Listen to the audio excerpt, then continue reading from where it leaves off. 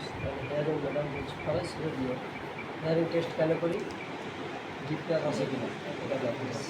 তাহলে এই টেস্ট করার জন্য দুই ধরনের টেস্ট লাগে। হেয়ারিং টেস্ট কানে দুই ধরনের টেস্ট, একটা অডিওমেট্রি, একটা হচ্ছে টিউনিং ফর্ক টেস্ট। এটার নাম হচ্ছে টিউনিং ফর্ক। টিউনিং ফর্ক এটার নাম ওর থেকে টিউনিং ফর্ক টেস্ট।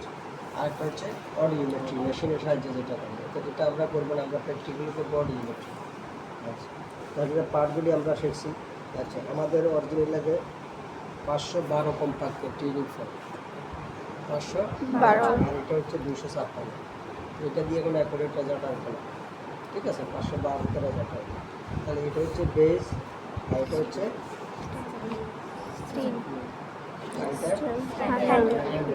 এটা দেখতে হবে না, এইভাবে কম। এটা হচ্ছে উপর অংশ স্টিল হ্যান্ডেল, উপর অংশ বলতে এটা হ্যান্ডেল, এটা বেজ স্টিল হ্যান্ডেল, আর এই দুটো হলো প্রন। এই দুটা হলো কি প্রন। আমরা যখন ভাইব্রেশন করব তখন এই দুইটাকে একসাথে করব, যে কোনো একটা, যে কোনো একটা। দুইটাকে একসাথে দিলে ভাইব্রেশন হবে না, যে কোনো একটা দিতে হবে, হয় এটা হয় এটা। তাহলে প্রথমে আমরা করব রিলিজ টেস্ট। প্রথমে আমরা করবো কি রিলিজ টেস্ট। তাহলে রিলিজ টেস্ট করতে হলে এখানে সাবজেক্ট লাগবে। প্রথম এটা হচ্ছে সাবজেক্টের অনুমতি দিতে হবে, greetings and consent of the subject. এরপর ওই সাবজেক্টে একটা ইনস্ট্রাকশান দিতে হবে। ইনস্ট্রাকশানটা কী দিবেন? যে আমি এই যন্ত্রটা আপনার কানের পিছনে একবার ধরবো, সামনে একবার ধরবো। পিছনে ধরলে যখন শুনবেন না তখন হাত তুলবেন, আর এরপরে কানের সামনে ধরলে যখন শুনবেন তখনই হাত তুলবেন। বুঝতে পারছেন? কি বুঝতে পারছেন? হ্যাঁ, সাথে সাথে হাত তুলবে এবং হাত সাথে সাথে নামাই ফেলবে। এই কথাটা কিন্তু মনে রাখতে পারে না, কিছুদিন পরে আর এটা ভুলে যায়। বারবার জিজ্ঞাসা করে কোনটা আগে, কোনটা শুনবে, কোনটা কখন হাত তুলবে।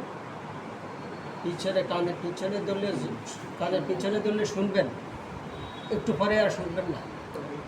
যখন শুনবেন না তখন হাত তুলবেন, হাত নামাই ফেলবেন। এরপরে যে যে পরীক্ষাটা করবে সেইটাকে পিছন থেকে কোথায় নিয়ে আসবে? সামনে নিয়ে আসবে, এক্সটার্নাল ইয়ারের সামনে নিয়ে আসবে। সামনে নিয়ে আসলে যখন শুনবেন তখন হাত তুলবেন। এটা ভালো করে খেয়াল রাখতে হবে। তাহলে প্রথম ধাপ হচ্ছে grating and concept of the subject. দ্বিতীয় ধাপ হচ্ছে রুগীকে ইনস্ট্রাকশান দিতে হবে। ইনস্ট্রাকশান না দিলে তো রুগী হাত তুলবে না। তাহলে ইনস্ট্রাকশানটা কি? যে কানের পিছনে যখন শুনবেন না তখন হাত তুলবেন, আর সামনে যখন শুনবেন তখন হাত তুলবেন। ইনস্ট্রাকশান দেওয়ার পরে আপনি কী করবেন? এই টিউনিং ফর্ক ধরে এটাকে ভাইব্রেশন করবেন, এখানে অথবা এখানে। কোনো সলিড সারফেসে দেওয়া যাবে, আলবতে অথবা দিলে ভাইব্রেশন করবে।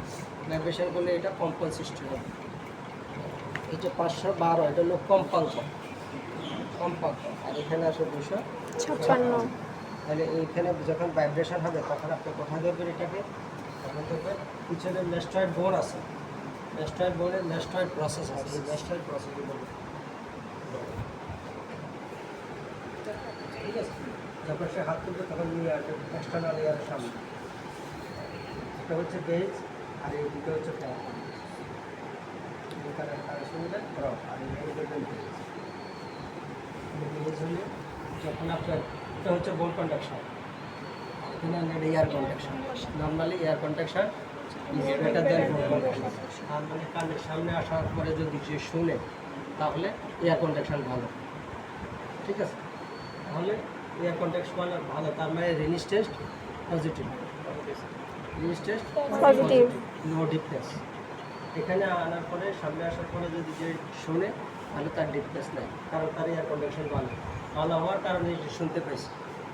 আর এখানে আনার পরে যদি সে না শুনে তাহলে তার ডিফনেস আছে, তাহলে ডিফনেস থাকলে তখন আমরা আরেকটা পরীক্ষা করব। এটা হচ্ছে ওয়াইবার টেস্ট। ওয়াইবার টেস্টের প্রথমে রোগীকে অনুমতি নেবেন, এটা আলাদা পরীক্ষা। অনুমতি নেবেন, নেওয়ার পরে রোগীকে আবার ইনস্ট্রাকশান দেবেন। ওই ইনস্ট্রাকশানটা কি?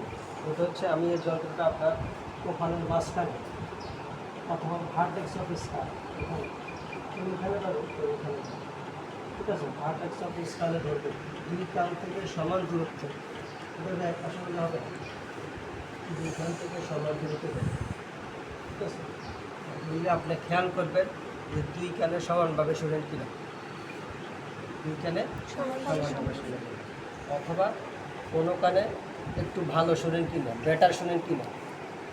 ঠিক আছে, অথবা কোনো কানে লাউডলি শোনেন কিনা। একটা হচ্ছে লাউড মানে আপনার স্বাভাবিক যে সাউন্ড হয় তার চেয়ে বড় করে আপনাকে শোনাবে। ঠিক আছে, তাহলে দুই কানে সমানভাবে শোনে কিনা, অথবা কোনো কানে লাউডলি শোনে কিনা, আরেকটা কি কোনো কানে এক কানের চেয়ে আরেক কানে বেটার শোনে কিনা। তখন আপনি এটাকে ভাইব্রেশন করবেন, ধরার পরে আর কোনো কথা বলা যাবে না, সে অবজার্ভ করবে। ঠিক আছে, এরপর তাকে জিজ্ঞাসা করবে, জিজ্ঞাসায় যদি সে যদি বলে আমি দুই কানে সমানভাবে শুনছি ভাইব্রেশনটা, তাহলে নো ডিফারেন্স। আর যদি যে কানে তার অসুস্থ ওই কানে সে যদি ভালো শোনে, আগে সে ভালো শোনে, তাহলে তার কন্ট্যাক্টিভ হবে। আর যে কানে অসুস্থ তার বিপরীত কান যদি লাউডলি শোনে, বিপরীত কান হলো সুস্থ কান। ঠিক আছে, বিপরীত কান যদি লাউডলি শোনে তাহলে তার নার্ভ ঠিক আছে। ঠিক আছে,